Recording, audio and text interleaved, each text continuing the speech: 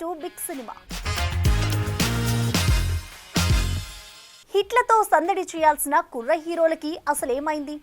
తమవైన సినిమాలతో అలరించాల్సిన young stars ఇలా disasters ని ఎందుకు ఫేస్ చేస్తున్నారు? 3 హిట్లు 6 ఫ్లాప్లు అన్నట్టుగా ఉన్న సాగుతున్న వీరి సినీ కెరీర్ ఇకనైనా స్పీడ్ అందుకుంటుందా?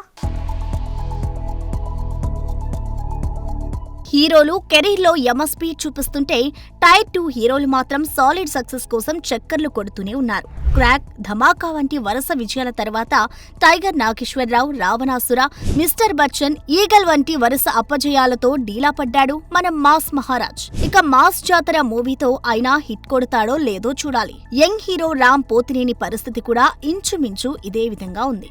2019లో వచ్చిన పూరి ఇస్మార్ట్ శంకర్ సక్సెస్ కంద, red, the warrior, double ismart Ram అభిమానులను పూర్తిగా డిసప్పాయింట్ చేశారు. ఇక ఇప్పుడు షూటింగ్ దశలో ఉన్న రాపో 22తో రామ్ సాలిడ్ హిట్ అందుకుంటాడో లేదో. తన కెరియర్ లో సక్సెస్ కంటే ఫెయిల్యూర్స్ నే ఎక్కువ చూసిన మరో యంగ్ హీరో నితిన్. తాజా చిత్రం రాబిన్ హుడ్ కూడా బాక్స్ ఆఫీస్ ముందు కలెక్షన్లను కొల్లగొట్టలేకపోయింది. బలగం ఫేమ్ వేణు దర్శకత్వంలో ఎల్లమ్మ చిత్రంలో నితిన్ నటించబోతున్నారంటూ వార్తలొస్తున్నాయి. మరి ఆ ఎల్లమ్మైన నితిన్ కెరీర్ ను గాడిన పెట్టి విజయాన్ని అందిస్తుందేమో చూడాలి. ఎక్కడికి పోతావు చిన్నవాడతో మంచి హిట్ అందుకున్న నిఖిల్ కార్తికేయ చిత్రంతో హీరోగా నిలదొక్కున్నారు.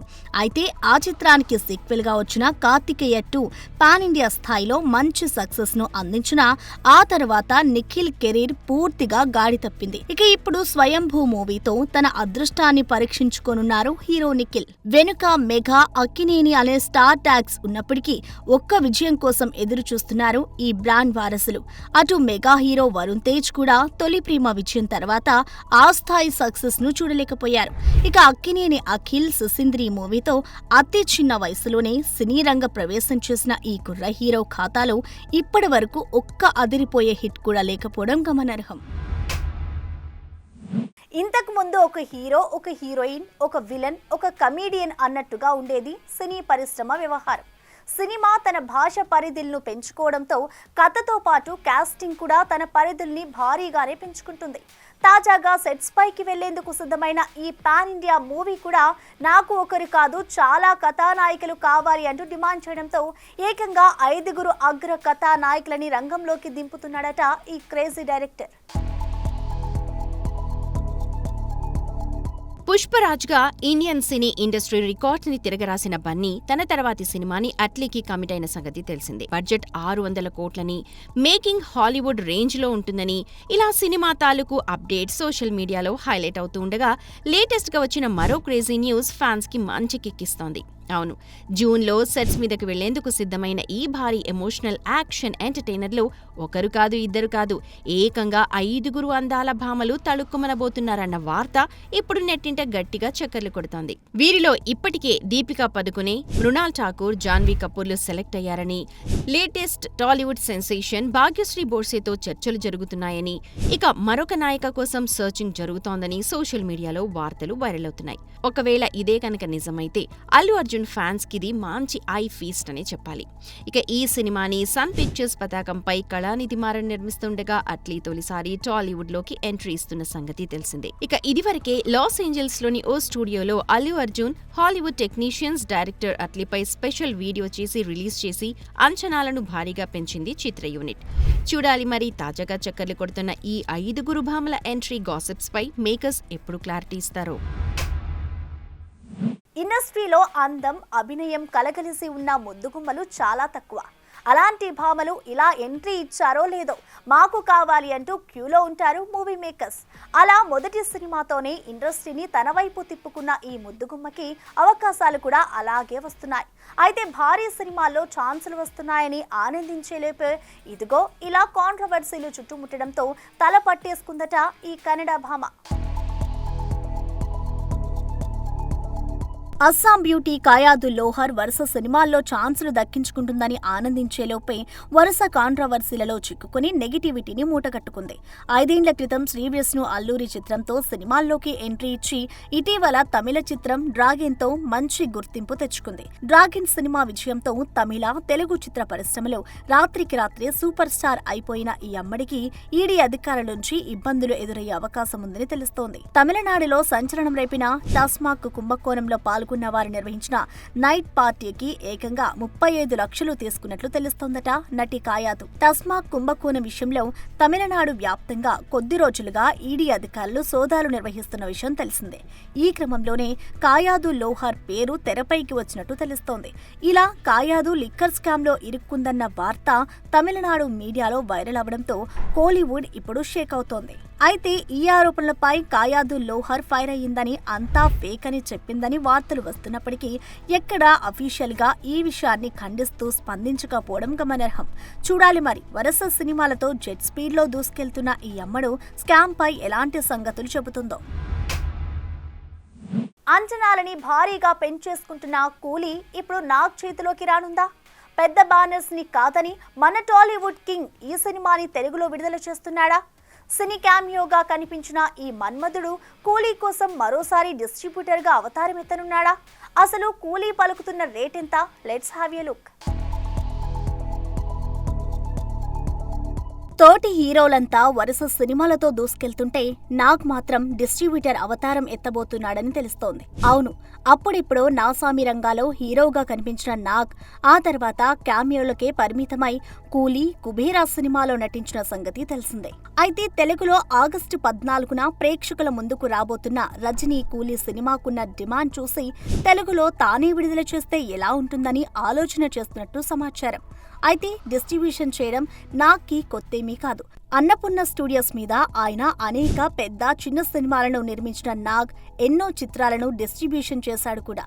ప్రస్తుతం దూకుడు తగ్గించిన నాగ్ మరోసారి కూలీ సినిమాతో యాక్టివ్ కాబోతున్నాడని, ఇందుకోసం 40 కోట్ల భారీ రేట్ ఆఫర్ చేసిన సితారా ఎంటర్టైన్మెంట్స్ కంటే మరింత సాలిడ్ రేట్ ని కోట్ చేసినట్టు తెలుస్తోంది.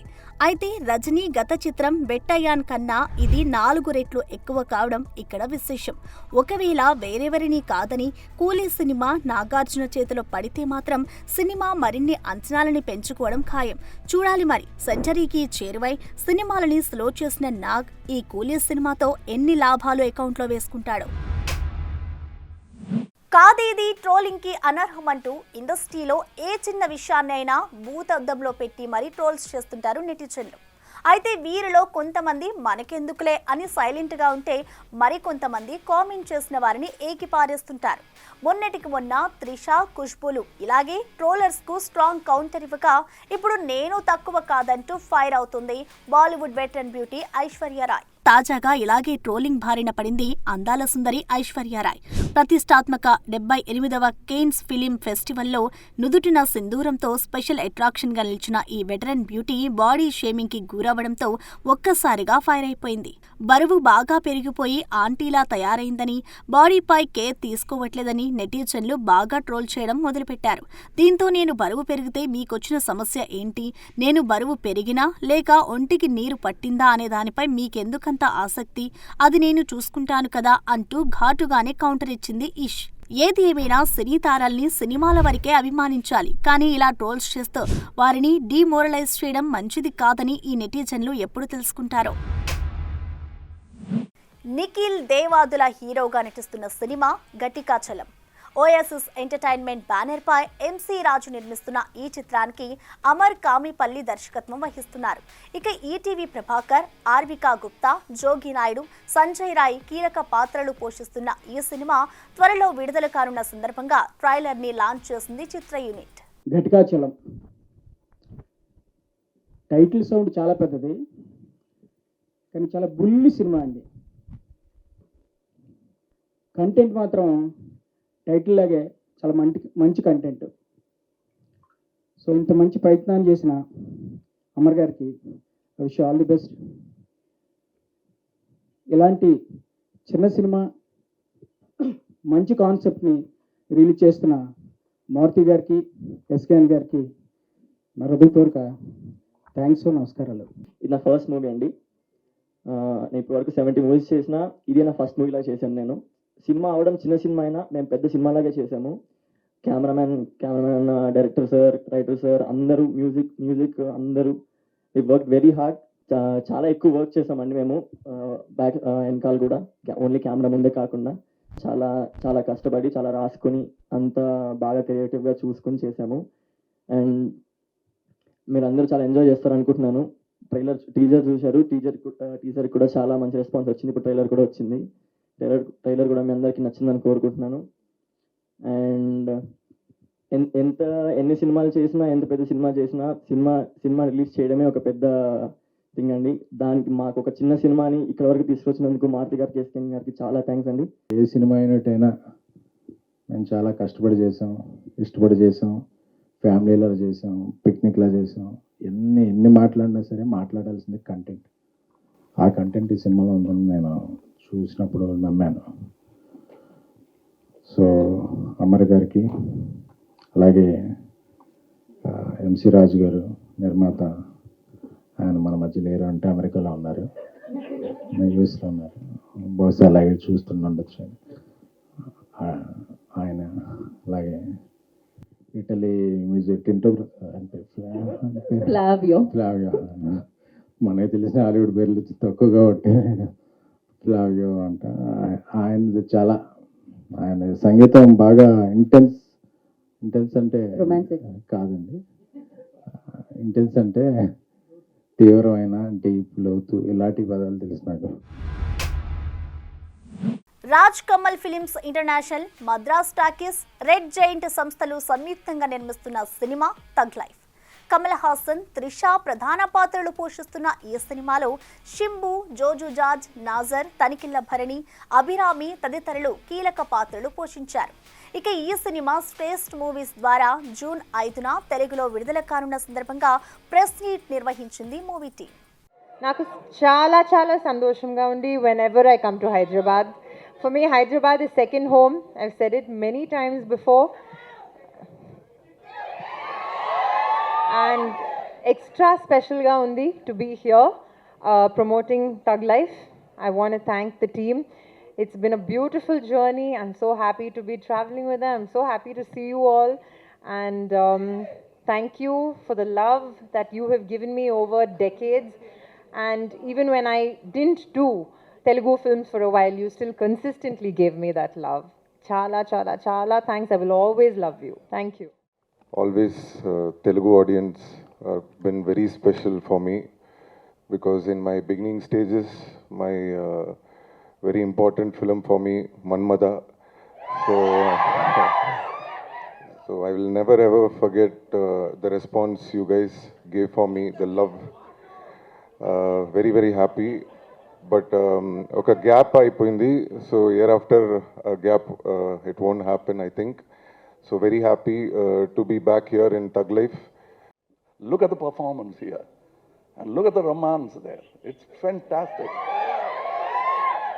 It is. Thanks to Mr. Maniratnam. He keeps thanking me, but it'll be like in marriage ceremonies, they make the couple put their hand and find the ring. We are doing that. We can't find enough thanks to offer. And it's great. Hasani garu married him later. We got married through cinema. So views చూసారు కదా, ఇది ఇవాల్టి big cinema movie updates. Keep watching big TV.